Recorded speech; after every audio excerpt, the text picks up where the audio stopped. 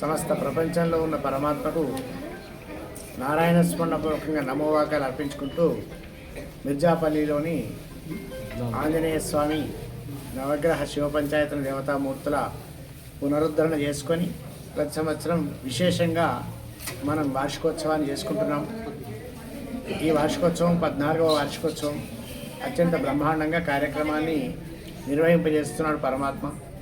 ఆ పరమాత్మ యొక్క దివ్యమైన ఆశీస్సుల చేత లోకం బాగుండాలి, అందరిలో పెరుగుతున్నటువంటి ఈర్ష్య, అసూయ, ద్వేషము, అహంకారాలు మొత్తం తొలగించాలని అందరి తరఫున పరమాత్మను అర్థిస్తూ మంచి కార్యక్రమ నిర్వహణలో గ్రామస్తులు, ఈ చూపిస్తున్న వాళ్ళు, చూస్తున్న వాళ్ళు అందరూ భగవత్ సాన్నిధ్యంలో మంచి కార్యక్రమాల కోసం ప్రార్థన చేయాలి అని వాళ్ళందరికీ నిర్దేశం చేస్తూ మా పరమగురువనేయులు, మా పీఠ మూల పురుషులు శ్రీ శ్రీ శ్రీ మదనానంద సరస్వతి స్వామివారి యొక్క ఆరాధన మహోత్సవం ప్రతిసారి మనం రంగంపేట ఆశ్రమంలో చేసుకుంటాం.